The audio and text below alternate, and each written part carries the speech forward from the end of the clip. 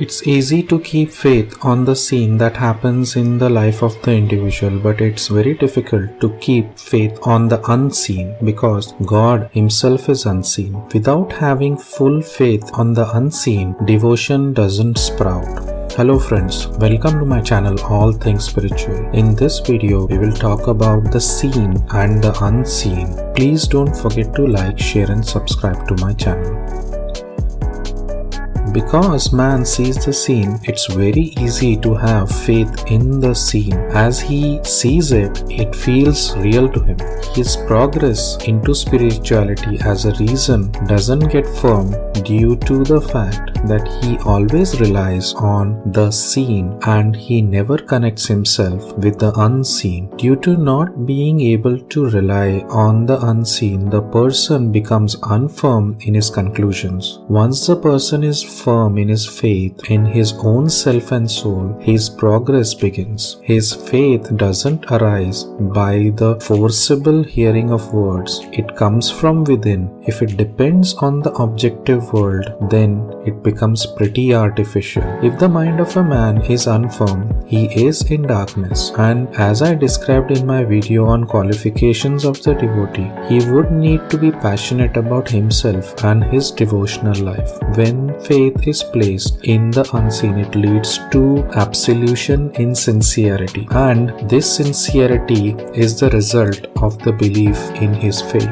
The mind needs to be really nice in order to be able to place itself on the unseen or the imperceptible. The reason for that is that it's indiscernible, but still faith has to be placed on it. And as the faith starts to solidify on the unseen, the mind of the man starts to become very bright, sturdy and secure. And to this bright mind is then revealed a divine path of life. Such a bright mind is the source of all happiness. A devotional being that daily chants and meditates on a daily basis, even though affected by his or her own past karmas, his mind gets steadfast in its time of difficulties. As the Guru is in a human form, he is the bridge between the known and the unknown. As God is unknown to all mankind, a Guru steps in so that man can at least put his or her faith on a certain form. Guru, through his link, can get the disciple to experience God, and he could show him glimpses of God that stay with him and then within him. The kosha or the body that the Guru resides in is then also occupied by the disciple, and the disciple becomes very close with his Guru. The path that the Guru is walking on, and to follow such a devotional path for an ordinary man is just impossible. The reason being that man is stuck in his own worldly dilemmas and he gets stuck in the scene of his constantly ever-changing life, and due to him getting stuck in the scene, he gets a doubt whether God really exists or not.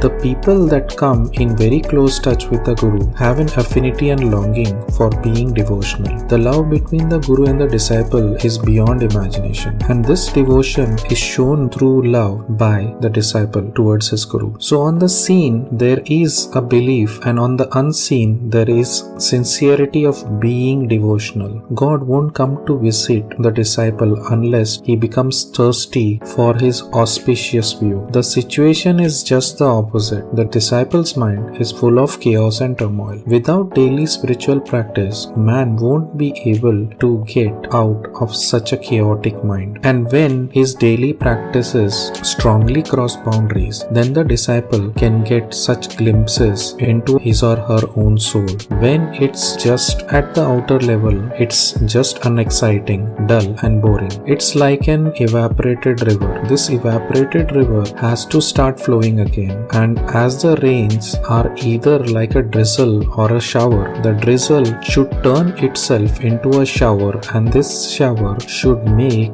the river of the chant of the disciple fill up his mind with God. The chants, when questioned by the disciple as to where do they originate and where do they get processed and where do they end up, Such a disciple is curious to know where the sounds originate from and why does it become continuous and why does it get sweeter. The answer is due to the Guru or God's presence. The devotional life of the disciple gets a push and inspiration because the love for the Guru and devotion lead him to an entrance of a divine life. The penance of the Guru also leads to the drizzle of devotional content in the man's life. Just like when you are at the banks of a river, you feel like gently stretching out your feet into the water. In a similar way, the Guru's penance enters the aspirant's life unknowingly. The Guru through his penance makes the aspirant to a devotee, and only a person with an acute inclination into spiritual life would be able to understand what spirituality is all about. The people that don't understand spirituality view these as selfish acts only and never get a real glimpse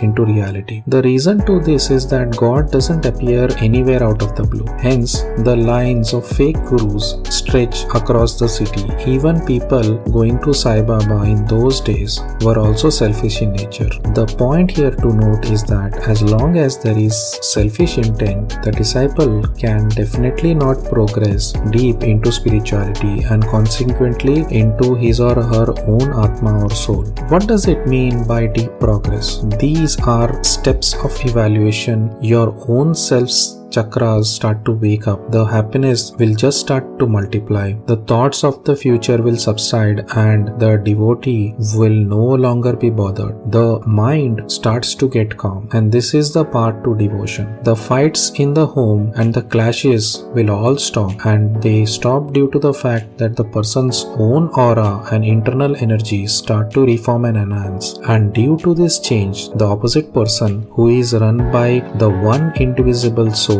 doesn't get into a clash with a person who is now reformed. And it's surprising to note how the person suddenly starts to change his behavior, and on the aspirant the change is major as he or she doesn't react to a particular situation. There are no strong reactions to any situation that he or she faces. The abusive tone of the person also changes and the tone becomes far more gentle. The fire in such a person subsides and the person learns to mold any adverse situation, and in such adverse situation the person doesn't collapse. He just stands firm because he knows that the soul is going to bring the right result out to him. The dependence and reliance on the unseen is a greatest achievement for man. Even though God comes down on earth, there are still questions on whether he or she is true or not. Ravan didn't understand who Ram was. He thought that he was just a normal human being. Duryodhan used to slander Krishna by saying he was very artificial. So this is the state of the being. Some keep faith and some are unable to keep it. The reason to this is mainly due to the fact that the person is demonic and not virtuous. The demonic people come with the fact that the minds of demonic people are fully dark and they get no light from their own soul. The person that opens their minds up to experiences of spirituality allows the rays of the soul to make their life pure and sweet. When the Guru finds such disciples, they follow the Guru in the path with sincerity and earnestness. Some of the disciples keep faith on the unseen, but some of them, even though not being devout, could keep their faith in the form of the Guru. Such a form of faith without being selfish in nature is pretty surprising and hard to find. It denotes a pleasant progressive form of devotion. The other form is of man where he cannot keep faith. Then he is selfish and full of desires, and most of the world is found in this state. These people continue with their mistakes. Their minds turn dark and oppose them, and also there isn't any progress in their devotion. Man needs to keep his faith on the soul that resides within him. What he sees in the objective world is ever changing and transient, and the unseen is the only steady stability for him. Even the air or the mind isn't visible to man, but still he is able to experience them. Whenever there are desires and bad thoughts in the mind, it is known by the Guru. What's the source then of these bad thoughts? The reason is that the mind has layers of filth in it. When it is pure, then it only has good thoughts. Why is devotional life so tough? It is because it cannot be achieved through worldly pursuits. Outer devotion is easy because you just have to visit a temple and drop your donation in the donation box and wish all your problems were fixed and your desires were fulfilled. This is the objective world. Even if the guru has a connection to God, such selfish desires come into play and the person feels since the guru has a connection to God, their problems might be fixed. So they eagerly wait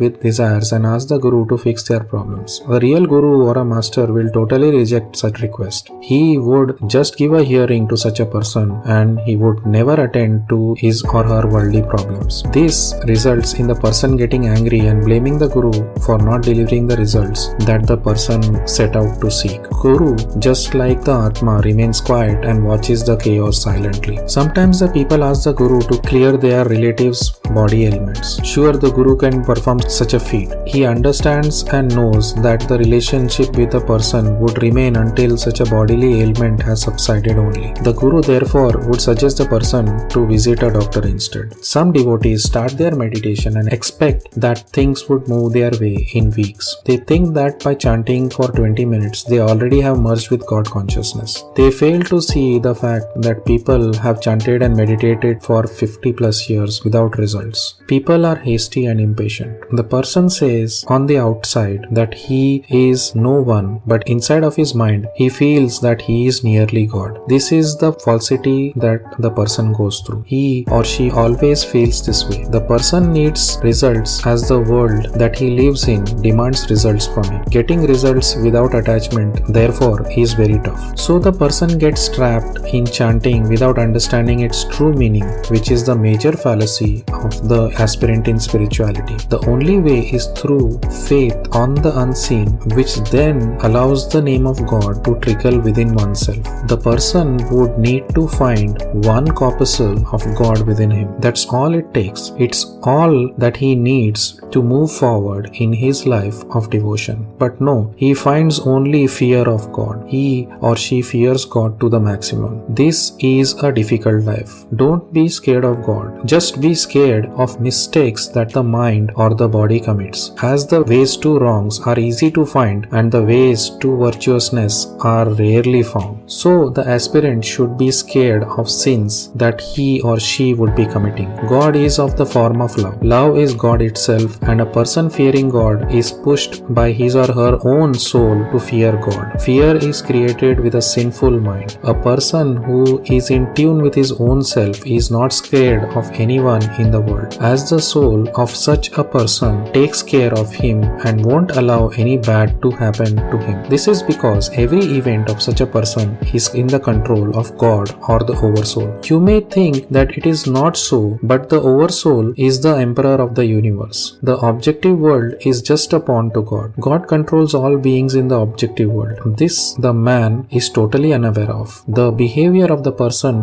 when starts to falter, then God is ready with another person to torment him. This is the reaction of the soul of the person. God allows man to commit sin, but then the fruits of the sin then have to be borne by the person only. The difficulties that come about of those sins then should be able to be borne by the person. Such people have to fight to stay alive day in and day out. And if there is a fight on a day-to-day basis, then devotion won't happen in the life of the person, because man is not interested in God anyway. Once his pocket and stomach are filled up, that's all that he cares about. Devotion therefore is very tough, and we wouldn't know what situation would happen at what time and what outcome it would have on the jiva. It could be good too. The man is unaware of this. His life goes in a momentum, and this momentum could suddenly be halted due to different feelings dancing in his mind. The thoughts crowd the mind of a person in a similar way in which the highway gets crowded in a rush hour traffic. Such a rush of thoughts happen in the mind of a man. It has so many cars of thoughts in his